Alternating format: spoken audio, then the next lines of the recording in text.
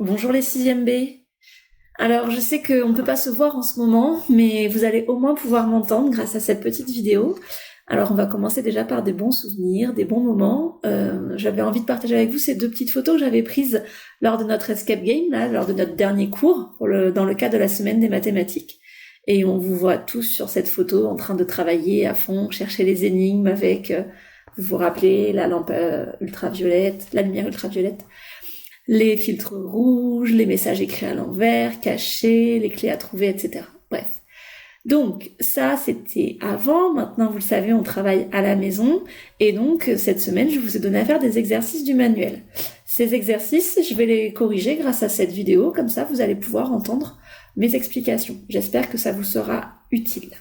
Allez, on commence. Donc, le premier exercice que vous aviez à faire, c'était l'exercice 16, page 35. Donc, ce que je voudrais, c'est que dans votre cahier d'exercice, vous n'oubliez pas nos bonnes méthodes. On écrit le numéro de l'exercice en rouge et puis on souligne. Alors ça, inutile de le recopier, c'est simplement l'énoncé que vous avez dans votre livre et que j'ai remis là pour qu'on puisse l'avoir en tête. Lisa part faire du vélo. Au départ, son compteur indique 5231 km. À l'arrivée, il indique 5302 km. Quelle distance Lisa a-t-elle parcouru? Alors, ici, pas de problème de vocabulaire, étant donné que vous m'avez pas fait de retour sur des mots qui vous dérangeaient, je pense que vous avez compris. Le compteur de son vélo donne une distance au départ, une distance à l'arrivée, et moi je veux connaître la distance qu'elle a parcourue, donc en fait je veux connaître ce qu'il y a entre les deux nombres. Donc première chose à faire, vous le savez, c'est faire un schéma. Donc voici le schéma que je vous propose. Au départ 5231, à l'arrivée 5302, et moi je veux savoir combien il y a entre. Et donc quand on cherche un écart, combien il peut y avoir à l'intérieur entre deux nombres, on est en train de s'intéresser à la différence entre les deux nombres et donc à la soustraction. Donc l'opération à poser, c'était 5302 moins 5231. Quand je pose cette soustraction, je fais attention à bien aligner les chiffres. Ici, c'est bon, étant donné que c'est deux nombres entiers, il n'y a pas de piège. 2 moins 1, ça fait 1. 0 moins 3, ce n'est pas possible.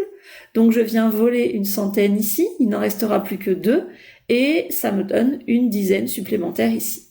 J'ai donc à faire maintenant 10 moins 3 qui fait 7. Attention, maintenant on fait 2 moins 2, 0. 5 moins 5, 0. Je n'oublie pas d'écrire le calcul en ligne et d'écrire la phrase réponse. 5302 moins 5231 est égal à 71. Je reprends les mots de la question. Quelle distance Lisa a-t-elle parcouru? Eh bien, Lisa a parcouru 71 km. N'oubliez pas, ceci est ce que vous devez avoir écrit dans votre cahier. Vous devez avoir un schéma, un calcul en ligne, un calcul posé, une phrase réponse. Donc, et recopiez bien toutes les étapes. Nous passons à l'exercice 17, page 35 désormais. Voici un tableau qui regroupe les achats de Mia au supermarché à tout prix. Quel est le montant total dépensé pour ces courses? Donc là encore, c'est une question très classique, vous n'avez pas eu de problème de vocabulaire. On cherche le montant total de ses courses et ici, en fait, on a la liste de tous les articles qu'elle a achetés. Donc, tout simplement, moi, les articles, ça ne m'intéresse pas. Par contre, ce qui va m'intéresser, c'est le prix. Donc, je vais faire un schéma en reprenant tous les prix et moi, je veux le total, ça veut dire tous les prix ensemble, combien ça fait. Et pour faire un total, c'est toujours la même opération. On s'intéresse à une addition. Donc, je vais devoir faire cette longue addition, d'accord? 10,25 plus 5,75 plus 4. Alors, attention, on se fait pas avoir. 4, c'est un nombre entier. Et là, j'avais que des nombres décimaux. Donc, je n'oublie pas de rajouter 4,00. 2,40, 1,60 € et 1,25 €. Je pose cette addition. 5 plus 5, 10 plus 5, 15. 15, je peux pas l'écrire, donc je pose le 5 des unités, je retiens 1. 1 plus 2, 3, plus 7, 10, plus 4, 14, plus 6, 20, plus 2, 22. Je pose 2 des unités, je retiens le 2. Je n'oublie pas d'aligner la virgule. 2 plus 0, 2, plus 5, 7, plus 4, 11, plus 2, 13, plus 1, 14, plus 1, 15. Je pose 5 et je retiens 1. 1 plus 1, 2.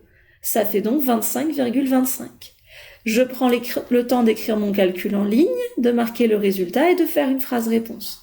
La question était quel est le montant total dépensé pour ces courses? Eh bien, pour ces courses, Mia a dépensé 25,25 €. Je n'oublie pas de marquer l'unité. Nous passons à l'exercice numéro 32. Malik achète 3 tartelettes au citron à 1,80 € l'unité et 5 tartelettes aux framboises à 2,20 € la pièce. Quel est le montant total de ses achats?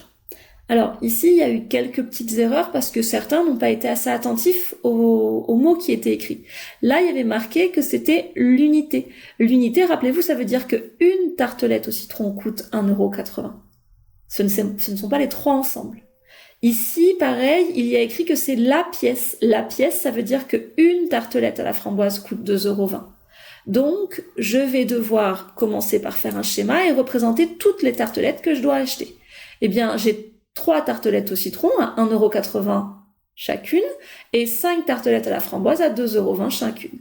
Et moi, je cherche le total, c'est-à-dire combien ça fait en tout. Alors, pour faire un total, on sait il faut tout ajouter. Donc 1,80 € plus 1,80 € plus 1,80 €, etc. Je pense qu'en 6e, on se rappelle tous désormais qu'il y a une opération bien plus rapide pour pouvoir faire des additions qui se répètent, là où j'ai le même terme qui se répète à chaque fois. Je peux tout simplement faire 1,80 € x 3 pour calculer le prix des tartelettes au citron et 2,20 € x 5 pour calculer le prix des tartelettes aux framboises. Et les deux résultats, je n'aurai plus qu'à les ajouter.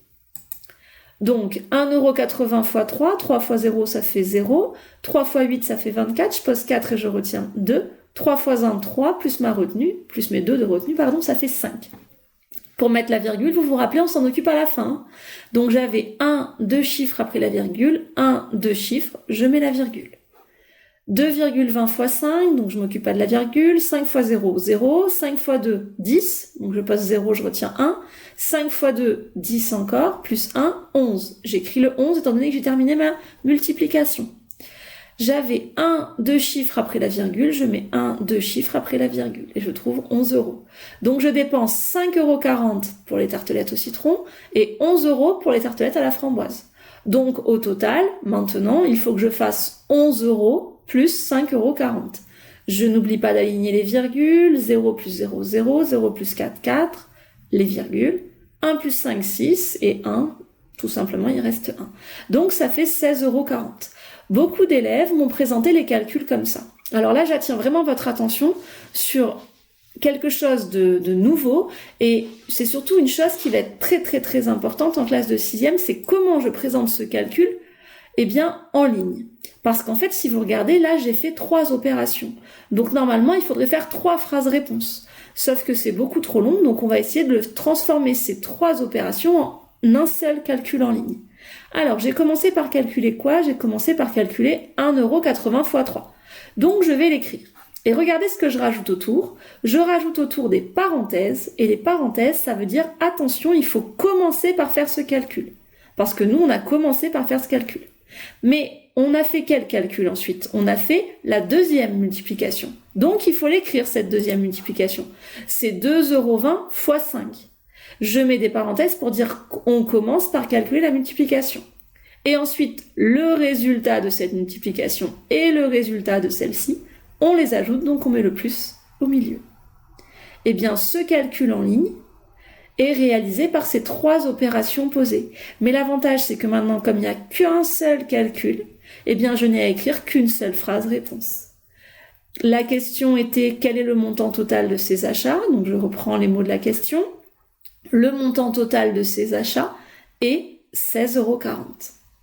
Voilà qui termine la correction. J'insiste vraiment, je veux que vous l'écriviez dans votre cahier, s'il vous plaît, sous la forme comme ici, c'est-à-dire en ligne et avec les parenthèses. Et j'aimerais que vous commenciez à utiliser les parenthèses pour transformer donc plusieurs opérations en un seul calcul en ligne.